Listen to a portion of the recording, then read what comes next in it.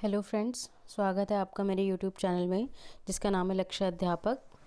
मेरा नाम है पूजा और हम NIUS की सीरीज़ हमने स्टार्ट करी है जिसमें हमने लिया है कोर्स 1 और उसका ब्लॉक 1 यूनिट 1, 2 और 3 हम लोग कंप्लीट कर चुके हैं। जिसने नहीं देखी है जाकर के प्लीज़ यूनिट 1, 2, 3 को भी आप लोग देख लीजिए। आज हम लोग स्टार्ट करने जा रहे हैं यूनिट नंबर 4 जिसका नाम है शिक्षार्थी एवं अधिगम केंद्रित उपागम। ठीक है, चलिए अब इसमें क्या है, हमने बाकी यूनिट्स में हमने पहले उपागम यानी अप्रोचेस पढ़ ली थी। यूनिट 3 में हमने फिर मेथड्स पढ़े। अब आज हम क्या करेंगे, स्पेसिफिकली ये शिक्षार्थी और अधिगम केंद्रित उपागम को थोड़ा सा हम लोग और समझेंगे। ठीक है, अच्छा इसमें क्या क्या हम पढ़ेंगे मैं आपको ये बता देती हूँ। ये आज हम जानेंगे शिक्षार्थी केंद्रित उपागम के बारे में पढ़ेंगे, लर्नर सेंटर्ड अप्रोच पढ़ेंगे और अधिगम केंद्रित उपागम यानी लर्निंग सेंटर्ड अप्रोच पढ़ेंगे। सहकारी अधिगम, कोऑपरेटिव लर्निंग, सहयोगी अधिगम, कोलैबोरेटिव लर्निंग ये पढ़ेंगे, जिसका इन दोनों का जिक्र मैंने लास्ट वीडियो में भी किया था। आप लोग जिसने देखी है उसको पता होगा कि कोऑपरेटिव और कोलैबोरेटिव के बारे में थोड़ा सा मैंने वहाँ एक्सप्लेन किया था। आज हम इसको और अच्छे से समझेंगे। फिर है हमारा क्रियाकलाप आधारित उपागम, एक्टिविटी सेंटर्ड या एक्टिविटी बेस्ड अप्रोच। ठीक है, तो इन सारी अप्रोचेस को आज हम कंप्लीट करने की कोशिश करेंगे और ये यूनिट आपकी इम्पॉर्टेंट है। इसमें से कहाँ कहाँ कैसे कैसे क्वेश्चंस आए थे या आ सकते हैं वो मैं आपको अब आगे बताती रहूँगी। ठीक है, चलिए तो सबसे पहले हम ये वाला पॉइंट आज पढ़ेंगे, शिक्षार्थी केंद्रित उपागम, लर्नर सेंटर्ड अप्रोच। अब क्या है लर्नर सेंटर्ड अप्रोच? हम इतने टाइम से आप जुड़े हुए हैं साथ में, आपको पता होगा लर्नर सेंटर्ड अप्रोच में हम क्या करते हैं, लर्नर यानी शिक्षार्थी को सेंटर पे रखते हैं। हमारा मेन फोकस क्या होता है कि हमारा मेन फोकस है। हम स्टूडेंट के अकॉर्डिंग ही अपनी जो है मेथड्स को हम चुनेंगे और क्या स्टूडेंट को चाहिए, कैसी स्टूडेंट की नीड है, उसके हिसाब से हम अपने टीचिंग स्ट्रैटेजीज़ में हम मॉडिफिकेशन करते जाएंगे। ठीक है, इसे कहते हैं शिक्षार्थी केंद्रित उपागम या लर्नर सेंटर्ड अप्रोच। चलिए अब हम शिक्षार्थी केंद्रित उपागम तो हम अपना रहे हैं, लेकिन उससे पहले क्या इंपॉर्टेंट है कि हम ज़रूरी है कि हमें पहले बच्चों के बारे में तो पता होना चाहिए। मान लीजिए पढ़ा रहे हैं हम प्राइमरी के बच्चे को, किसी सेकेंडरी क्लास के टीचर को मैंने बुला लिया और मैंने बोला आप प्राइमरी के बच्चों को पढ़ाएं। ठीक है, अब प्राइमरी क्लास के बच्चों को पढ़ा रहा है वो, अब टीचर को मान लीजिए अगर उसके बच्चों के बारे में पता ही नहीं कि बच्चों का बैकग्राउंड कैसा है या क्या उनका मेंटल लेवल है, क्या उनका फिजिकल लेवल है, बच्चों के बारे में अगर ये पता ही नहीं है तो कैसे आप बच्चों को पढ़ा पाओगे, कैसे आप लर्नर सेंटर टेक्निक को आप अपना पाओगे, है ना, नहीं अपना पाओगे। तो चलिए क्या इंपॉर्टेंट है, पहले बच्चों के बारे में समझना। अब बच्चों को कि कैसे कैसे समझना, बच्चों को इन तरीक़ों से हमें समझना ज़रूरी है। कैसे ज़रूरी है? स्वास्थ्य एवं शारीरिक विकास, हमें ये जानना ज़रूरी है कि बच्चों का हेल्थ एंड फिजिकल डेवलपमेंट कितना हुआ है, क्या हुआ है, सही तरीके से हुआ है, कोई ऐसा बच्चा तो नहीं है जो फिजिकली या मेंटली वीक है, ऐसा कोई बच्चा तो नहीं है। ठीक है, फिर हमें क्या है, मानसिक योग्यताएं यानी मेंटल एबिलिटीज़ को हमें जानना है। 6 क्लास का बच्चा है, उसको मैं बोल दूं कि भाई आप जो है टेन थीटा कॉस थीटा वाले क्वेश्चन करो। ठीक है, केमिस्ट्री के जो है डिफ़िकल्ट ये सॉल्यूशंस हैं, इनको मिला के क्या बनेगा ये करो, तो ऐसा पॉसिबल नहीं है ना। हमें बच्चों की मेंटल एबिलिटीज़ का पता होना ज़रूरी है, प्लस हमें बच्चों का व्यक्तित्व पता होना ज़रूरी है। ठीक है, उनका पर्सनैलिटी जानना हमें बहुत ज़रूरी है कि इस क्लास में मेनली किस तरीके की पर्सनैलिटी के बच्चे हैं। फिर इंस्पिरेशन, उनकी प्रेरणा के बारे में कि कौन से बच्चे ऐसे हैं जो इंटरनली इंस्पायर्ड हैं, कौन से ऐसे बच्चे हैं जिनको एक्सटर्नली इंस्पायर करने की ज़रूरत पड़ती है। ठीक है, फिर क्या हमें जानना ज़रूरी है, हमें जानना ज़रूरी है घर एवं सांस्कृतिक पृष्ठभूमि, होम एंड कल्चरल बैकग्राउंड, कि किस बैकग्राउंड से बच्चे आते हैं। कहीं हम ऐसे एग्जाम्पल तो नहीं दे रहे हैं जो बच्चों को कि बच्चों का वो बैकग्राउंड है नहीं, वो जानकारी उनको है नहीं, और हम एग्जाम्पल दे रहे हैं एरोप्लेन के, बच्चों ने देखा नहीं है, बाहर जो है मोटरसाइकिल भी नहीं देखी है और आप एग्जाम्पल दे रहे हो जहाज़ के या फिर एरोप्लेन के, है ना। तो उनका कल्चरल बैकग्राउंड भी देखना बहुत ज़्यादा ज़रूरी। दूसरा है हमारा लास्ट है अधिगम का तरीका, लर्निंग स्टाइल हमें पता होना चाहिए। अब क्या क्या लर्निंग स्टाइल होते हैं वो अभी हम आगे सीखेंगे, ये वाला पॉइंट हमारा बहुत ज़्यादा इंपॉर्टेंट है। ठीक है, तो एक बार इसको फटाफट से हम रिवाइज़ कर लेते हैं थोड़ा सा। ठीक है, बच्चों को क्या ज़रूरी है, बच्चों को समझना ज़रूरी है। अगर हम लर्नर सेंटर्ड अप्रोच अपनाना चाहते हैं तो हमारे लिए बहुत ज़्यादा ज़रूरी है कि हम स्टूडेंट को थोड़ा सा समझें। क्या समझें स्टूडेंट्स को? हमें समझना ज़रूरी है, बच्चों को हेल्थ वाइज समझना ज़रूरी है, उनकी मेंटल एबिलिटीज़ समझना ज़रूरी है, बच्चों की पर्सनालिटी समझना ज़रूरी है, उनकी इंस्पिरेशन के बारे में समझना ज़रूरी है, उनका बैकग्राउंड क्या है, घर कैसा है, क्या कल्चर बैकग्राउंड है, ये समझना ज़रूरी है, और उनके लर्निंग स्टाइल्स को समझना ज़रूरी है। ठीक है, चलिए ये वाली स्लाइड समझ में आ गई। नेक्स्ट स्लाइड पे बढ़ते हैं। अब हम ये जो पॉइंट्स हैं ना, जितने भी सारे पॉइंट, ये 6 पॉइंट हमने समझे हैं, इनको हम वन बाय वन यहाँ पे एक्सप्लेन करेंगे। तो लर्नर सेंटर्ड अप्रोच अपनाने के लिए हमें सबसे पहले बच्चों को उनके स्वास्थ्य के और शारीरिक विकास के अकॉर्डिंग हमें समझना ज़रूरी है। अब क्या ज़रूरी है, देखिए विकास कई तरीके का होता है ना, आपको पता है, आपने पढ़ा हुआ है सब के बारे में। शारीरिक विकास, संज्ञानात्मक विकास, सामाजिक विकास, भावनात्मक विकास और नैतिक विकास। अब क्या है इनका, थोड़ा थोड़ा समझते हैं। बच्चों का फिजिकल डेवलपमेंट जानना ज़रूरी है। फिजिकल डेवलपमेंट यानी उनकी बॉडी में किस तरीके से डेवलपमेंट होती है। छोटे बच्चे होते हैं, उनकी हड्डियां कमज़ोर होती हैं, जब बच्चे बड़े हो जाते हैं तो उनकी हड्डियां जो है मजबूत हो जाती है। तो ये हमारा फिजिकल डेवलपमेंट का एक पार्ट है। ठीक है, अच्छा, और हमें क्या पढ़ना होता है फिजिकल डेवलपमेंट में, ये पढ़ना होता है कि सबसे पहले बच्चे की बॉडी का कौन सा पार्ट डेवलप होता है। जब बच्चे जिस छोटे होते हैं तो बच्चों का ब्रेन किस लेवल तक डेवलप हो जाता है, या क्या क्या एक्टिविटी हम बच्चों को करा सकते हैं, ये तो हमारा हो गया फिजिकल डेवलपमेंट। ठीक है, कौन कौन सी स्किल्स, मोटर स्किल्स पहले, कौन सी ग्रॉस मोटर या फाइन मोटर पहले क्या सिखाते हैं बच्चों को, ये सारा हमारा फिजिकल डेवलपमेंट यानी शारीरिक विकास के अंदर आ गया। नेक्स्ट है संज्ञानात्मक विकास। अब क्या होता है संज्ञानात्मक विकास, क्या जानना ज़रूरी है, कॉग्निशन के बारे में जानना ज़रूरी है कि बच्चों का मेंटल लेवल कितना डेवलप्ड है। ठीक है, फिर हमें सामाजिक विकास के बारे में जानना ज़रूरी है, सोशल डेवलपमेंट, क्या बच्चे सोशल हैं, आपस में एक दूसरे से क्या रिलेट कर पाते हैं बच्चे, एक दूसरे को अपनी बात बता पाते हैं, क्या बच्चे सोसाइटी में एडजस्ट कर पाते हैं, इसे बोलते हैं बच्चों का सामाजिक विकास होना। फिर हमें क्या जानना ज़रूरी है, भावनात्मक विकास, इमोशनल डेवलपमेंट बच्चों का कितना हुआ है, क्या बच्चे कोई एक्टिविटी करते टाइम, मान लीजिए कोई जीतता है या कोई हारता है, तो बच्चे क्या इमोशन पे कंट्रोल कर पाते हैं, कहीं ऐसा तो नहीं बच्चे लड़ाई करने लगते हैं। तो ये हमारा इमोशनल डेवलपमेंट हो गया। अब नैतिक विकास में क्या है, बच्चों को सही गलत की जानकारी है या नहीं है, बच्चे कितने बड़े हैं, क्या सच झूठ, अच्छा बुरा, ये सब बच्चे जान पाते हैं या नहीं जान पाते हैं। ठीक है, तो ये हमारा नैतिक विकास के अंडर आ जाता है। और हमें क्या जानना ज़रूरी है, और हमें जानना ज़रूरी है हेल्थ एंड फिजिकल डेवलपमेंट में हमें विभिन्न गतियों के बारे में जानना ज़रूरी है। गतियाँ क्या होती है, अब इसको थोड़ा सा समझते हैं। जैसे विकास जो होता है वो गतिशील और सतत होता है। विकास क्या है, डायनेमिक है और कंटिन्यूस है, मतलब विकास चलता चला जाएगा, एक लयबद्ध तरीके से चलता है। ठीक है, उसको आप रोक नहीं सकते। ग्रोथ तो एक टाइम बाद रुक जाती है, लेकिन डेवलपमेंट हमारा चलता रहता है ना, ये कंटिन्यूस प्रोसेस है। फिर अनस्टडी पेस, अस्थिर गति, इसका मतलब समझते हैं। अब मान लीजिए 2 बच्चे हैं, ज़रूरी नहीं दोनों बच्चे, मतलब एक बच्चा है मान लीजिए उसने 8 महीने का है, उसने चलना सीख लिया, हो सकता है दूसरा जो बच्चा है वो 10वें महीने में चलना सीखे। ऐसे भी बच्चे हो सकते हैं कि कोई 11वें महीने में, या हो सकता है कि कोई बच्चा 1 साल में चलना सीखे। ठीक है, तो इसे कहते हैं अनस्टेडी पेस, यानी जो विकास की जो गति है हर बच्चे में एक जैसी नहीं होती।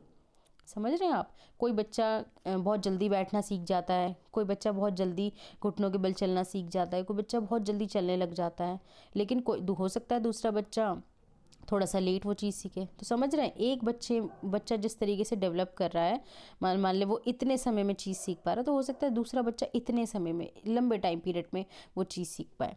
ठीक है, तो इसे कहते हैं विकास की अस्थिर गति, यानी विकास होता तो है लेकिन उसकी स्पीड जो है वो अलग अलग होती है हर बच्चे में।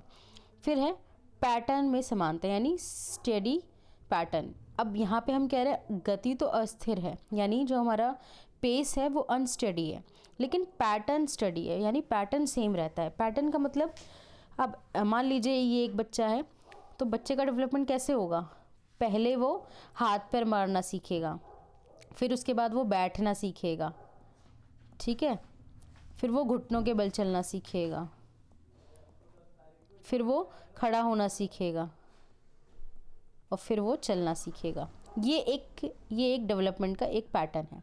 ठीक है, अब ऐसा नहीं है अगर ये वाला बच्चा, इसने पहले हाथ पैर चलाए हैं, फिर बैठ रहा है, फिर घुटनों के बल चल रहा है, फिर खड़ा होना सीख रहा है, फिर ये चलेगा। अब ऐसा नहीं दूसरा बच्चा पहले घुटनों के बल चलेगा, फिर सीधा ही चलने लगेगा, या पहले खड़ा होना सीखेगा, बैठना बाद में सीखेगा, नहीं। यानी पैटर्न जो है, पैटर्न सब में सेम होते हैं।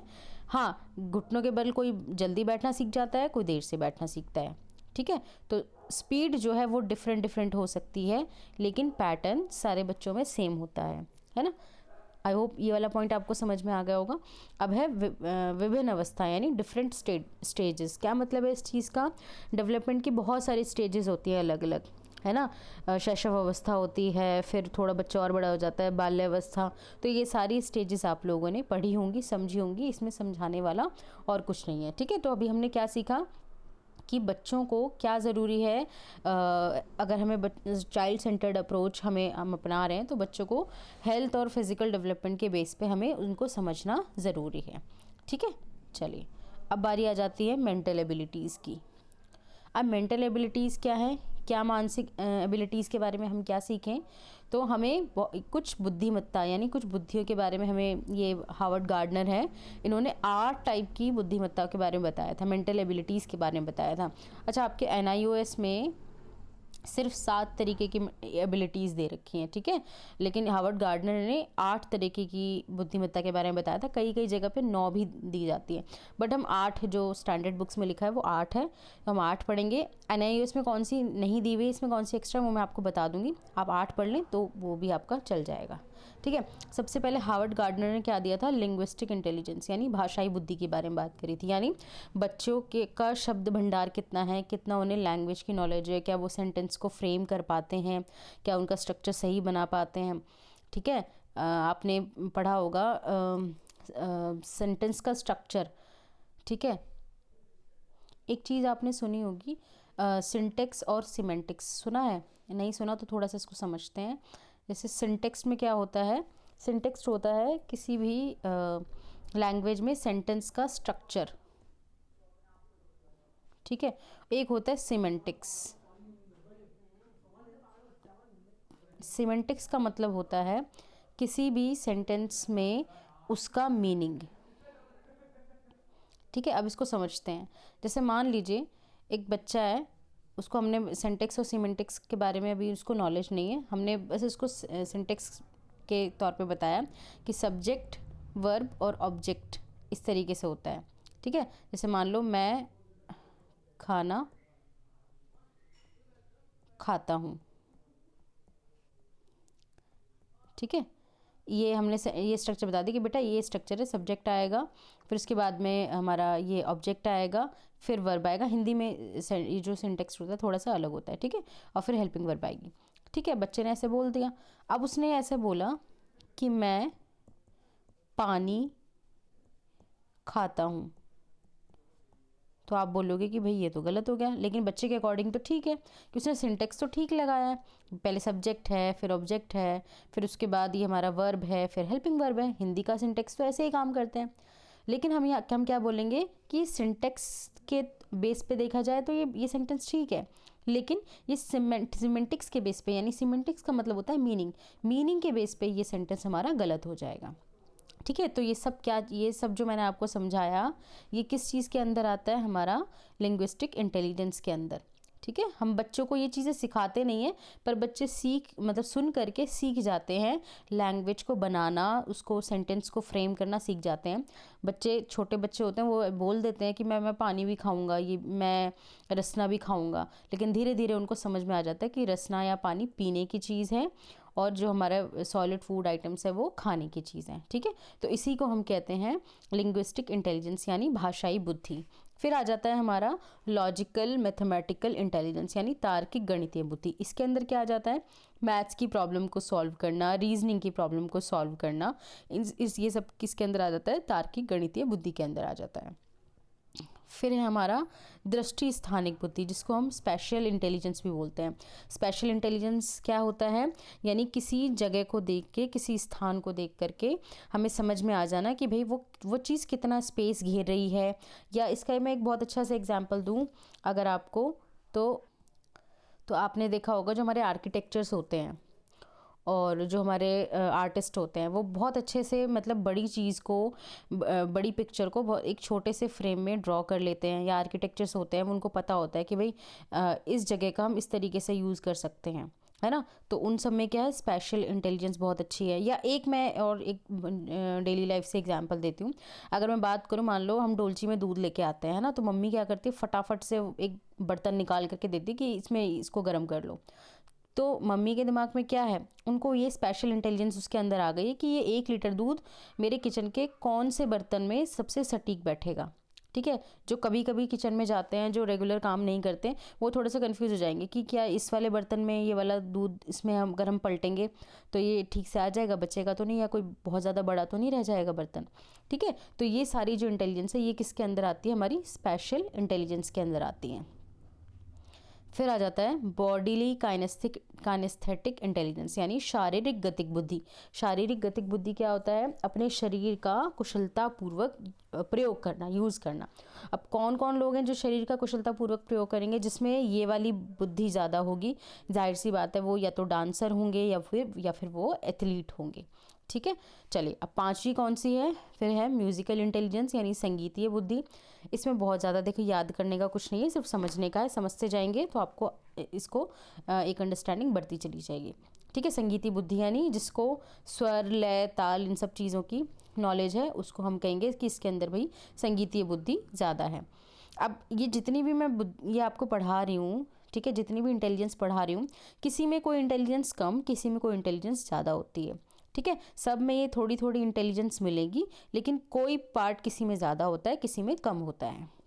ठीक है, लेकिन ये सारी प्रकार की बुद्धि किसी एक पर्टिकुलर इंसान में पाई जाती हैं। अब आप बोलोगे संगीतीय बुद्धि सारे तो भाई म्यूज़िक में महारत ही नहीं होते, नहीं होते, बिल्कुल नहीं होते, लेकिन थोड़ी बहुत तो उनको पता होता है ना कि हाँ भाई इस गाने को ऐसे गाना है, या थोड़ा सा डांस करना है, ऐसे हाथ पैर चलाने हैं। ठीक है, जैसे मान लो कोई लोग हैं जिनको बिल्कुल डांस नहीं आता, तो हम क्या बोलेंगे कि इनमें बॉडीली काइनेस्थेटिक इंटेलिजेंस है, वो बहुत ज़्यादा नहीं है, थोड़ी है। क्यों? डांस नहीं आता, लेकिन अपनी बॉडी को ठीक तरीके से चला तो पा रहे हैं, है ना, किसी चीज़ को अच्छे से कर तो पा रहे हैं। तो ऐसा नहीं है जिसको डांस नहीं आता उसके अंदर ये वाली बुद्धि नहीं है पर कम है थोड़ी सी। ठीक है, चलिए नेक्स्ट चीज़ आ जाती है अंतर्वैयक्तिक बुद्धि। अच्छा, अंतर और अंतःवैयक्तिक बुद्धि में इसमें बहुत ज़्यादा प्रॉब्लम होती है बच्चों को, इसको थोड़ा सा समझते हैं। इंटरपर्सनल इंटेलिजेंस और इंट्रापर्सनल इंटेलिजेंस। इंटर को ऐसे याद करेंगे, आपने सुना है ना इंटर कास्ट मैरिज। क्या होता है, जब दो अलग अलग कास्ट में मैरिज कर लेते हैं, यानी एक से दूसरी कास्ट में मैरिज करते हैं, तो उसको हम इंटर कास्ट मैरिज बोलते हैं।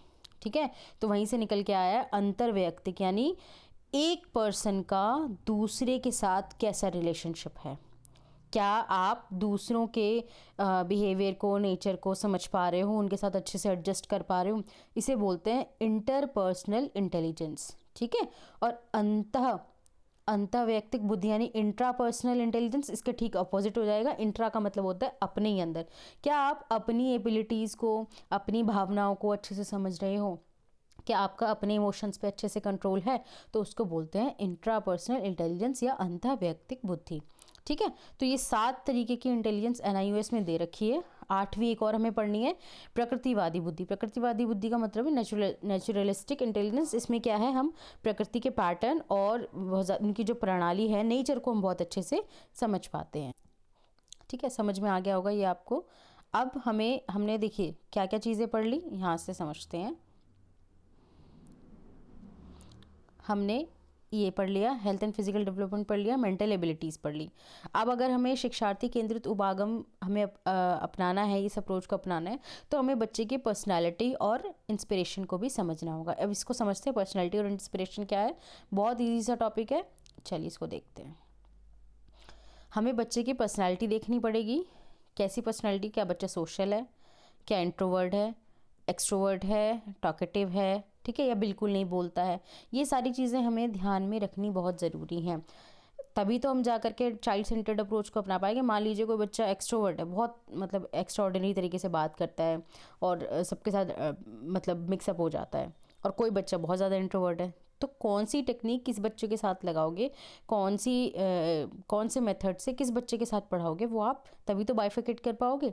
ठीक है, तो पर्सनैलिटी के बारे में हमें ये सब चीज़ें बच्चों की जानना बहुत ज़रूरी है।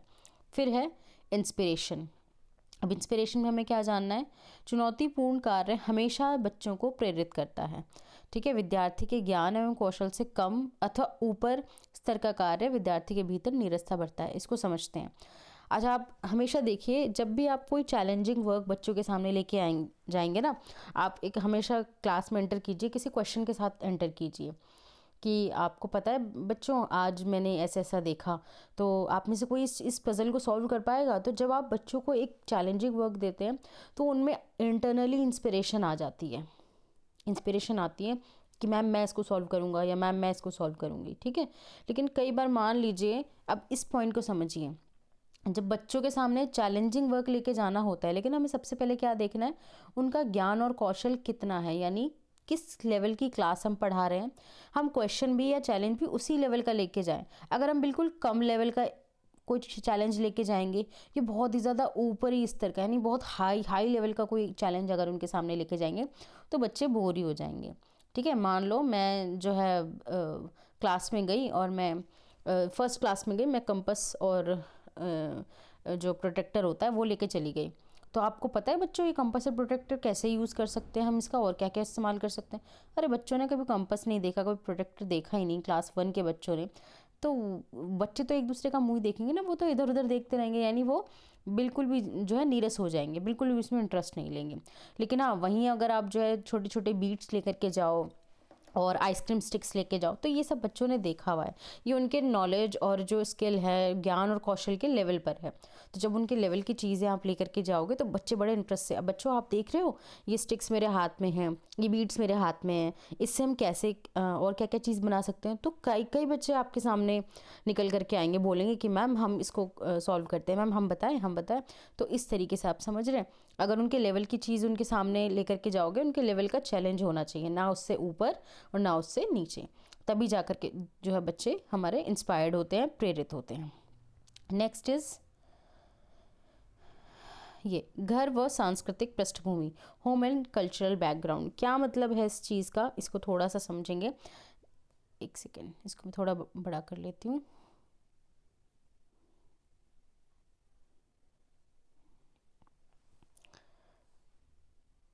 शिक्षार्थी का पूर्व ज्ञान उसके घर एवं संस्कृति पर निर्भर करता है। क्या मतलब है इस चीज़ का, उसके बारे में पूर्व ज्ञान यानी बच्चे को कितनी प्रीवियस नॉलेज है, ये उसके फैमिली पर डिपेंड करता है, और उसका कल्चरल बैकग्राउंड कैसा है ये बिल्कुल उस पर डिपेंड करता है। अब आपने एक कोई डिश देखी होगी, आपने क्रॉसों के बारे में सुना होगा, है ना, रेस्टोरेंट में आजकल बड़ा चलन में है, एक ब्रेड टाइप की होती है, ठीक है। मान लीजिए क्लास में मैं इसका एग्जाम्पल दे रही हूँ कि आपने बच्चों क्रॉसों खाया, कितना टेस्टी होता है। अब कई बच्चे ऐसे हैं जिनका कल्चरल बैकग्राउंड ऐसा नहीं है कि उन्होंने होटल या किसी रेस्टोरेंट में जा कर के इस डिश के बारे में सुना हो, ठीक है। पिज़्ज़ा तो चले बहुत आम हो गया, लेकिन क्रोसो जब मैं भी मैंने भी फर्स्ट टाइम सुना था तो मेरे लिए भी बड़ी अजीब सी अटपटी सी डिश थी कि ये क्या होता है। जब मैंने 1-2 बार खाया तब मुझे समझ में आया, अच्छा इसको क्रोसो बोलते हैं। जब फर्स्ट टाइम मैंने उसको पढ़ा तो मुझे समझ ही नहीं आया था, है ना। तो मेरे कल्चरल बैकग्राउंड में उस तरीके का टर्म मैंने कभी सुना ही नहीं था, मैंने देखा ही नहीं था। तो मेरी क्या प्रीवियस नॉलेज उस डिश के बारे में बनेगी? बिल्कुल नहीं बनेगी। और एक एग्जांपल लेते हैं, आपने देखा होगा कि जब फर्स्ट टाइम मतलब हम किसी रेस्टोरेंट में जाते हैं तो आपने एक फिंगर बोल का चलन सुना होगा ना, एक बड़ा सा बोल होता है, उसमें गर्म पानी और नींबू की स्लाइस ला के देते हैं। वो किस लिए होता है? वो हाथ धोने के लिए होता है। अब तो ये बहुत कॉमन हो गया, लेकिन 2015-16 की बात है, मुझे इस बारे में पता नहीं था कि ये किस लिए होता है। जब मतलब मेरे सामने वेटर ने ला करके रखा इसको, तो मुझे ऐसा लगा कि शायद ये आफ्टर ड्रिंक है, मतलब खाना खाने के बाद इसको पिया जाता है, जैसे नींबू पानी, लेमनेड वगैरह ये सब होता है ना। फिर मुझे बाद में बताया कि नहीं, ये हाथ धोने के लिए। तो समझ रहे हो कि मेरा घर का बैकग्राउंड उस टाइम पे ऐसा नहीं था, या ये कहें कि मैंने कभी वो चीज़ देखी ही नहीं थी अपने सोसाइटी के अंदर। तो मेरी प्रीवियस नॉलेज उस चीज़ के बारे में नहीं थी। लेकिन मेरे साथ के जो बच्चे थे, जो साथ में और लोग गए थे, भाई उनका कल्चरल बैकग्राउंड ऐसा था, उनके पेरेंट्स उनको बाहर लेके जाते रहे होंगे, या उन लोगों ने कभी पहले देख चुके होंगे, तो उनको इस बारे में नॉलेज थी कि भाई ये फिंगर बोल होता है, इसमें हाथ धोते हैं। तो समझ में आ रहा है आपको, यानी जैसा आपका कल्चरल बैकग्राउंड या घर का एनवायरनमेंट होगा, घर का बैकग्राउंड होगा, आपकी प्रीवियस नॉलेज भी उसी पर बेस्ड होगी, ठीक है। सेकंड है, सांस्कृतिक पृष्ठभूमि का अलग होना उनके ज्ञान के स्तर में भिन्नता का कारण हो सकता है। बिल्कुल हो सकता है। अब अगर मैं बात करूं, देखो सांस्कृतिक पृष्ठभूमि का अलग होना, उनका कल्चरल बैकग्राउंड या होम उनका घर का जो स्तर है वो बिल्कुल अलग है। मान लीजिए एक बच्चा है 10-12 साल का, ठीक है, और एक यहाँ पे भी दूसरा बच्चा है, ये भी 10 साल का है। ये 10 साल का जो बच्चा है ये सब्जी बेचता है, ठीक है, और ये 10 साल की बच्ची है, ये क्लास सेकेंड या थर्ड में पढ़ती है और ये भी अच्छे स्कूल में पढ़ती है, ठीक है। तो अगर मैं मान लो ये बच्ची इसके पास सब्जी लेने खरीदने के लिए जाती है, तो ये अच्छे से एडिशन वगैरह इसको बहुत अच्छे से आता है। लेकिन आप खुद एक इस चीज़ को मानेंगे कि जो बच्चा सब्जी बेचता है ना, ये सारी सब्जियों के पैसों का जोड़ बहुत जल्दी जल्दी फटाफट कर लेगा। अच्छा, 10 का धनिया, 15 की मिर्च, ये लो भैया आपके इतने पैसे होते हैं।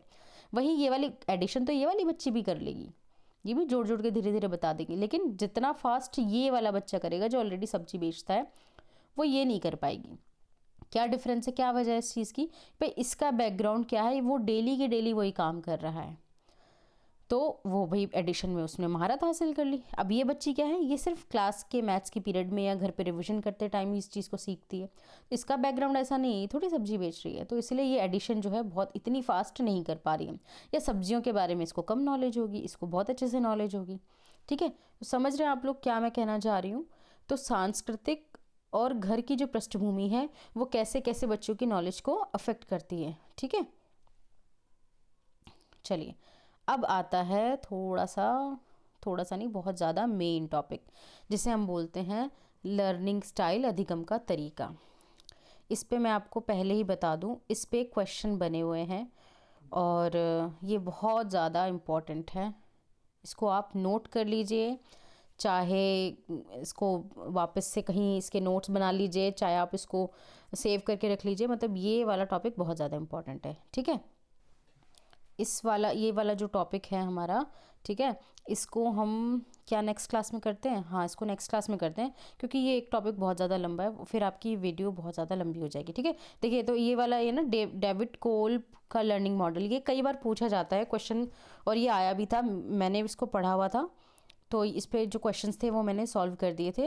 लेकिन इसके जो क्वेश्चंस आते हैं या आए थे वो थोड़े से डिफ़िकल्ट होते हैं, और उनको क्रैक कैसे करना होता है वो मैं आपको अब अगली वीडियो में बताऊंगी, ठीक है। तो मिलते हैं नेक्स्ट वीडियो में। आज के लिए इसको आप पढ़िए जितना मैंने पढ़ा दिया है। मेरी वीडियो को लाइक कीजिए, चैनल के साथ जुड़िए, उसको सब्सक्राइब कीजिए, जो ज़रूरतमंद है उन तक मेरी वीडियो पहुँचाइए, अपने फैमिली फ्रेंड्स में प्लीज़ शेयर कीजिए। मिलते हैं नेक्स्ट वीडियो में। अब आगे का टॉपिक हम अगली क्लास में करेंगे। तब तक के लिए थैंक यू सो मच।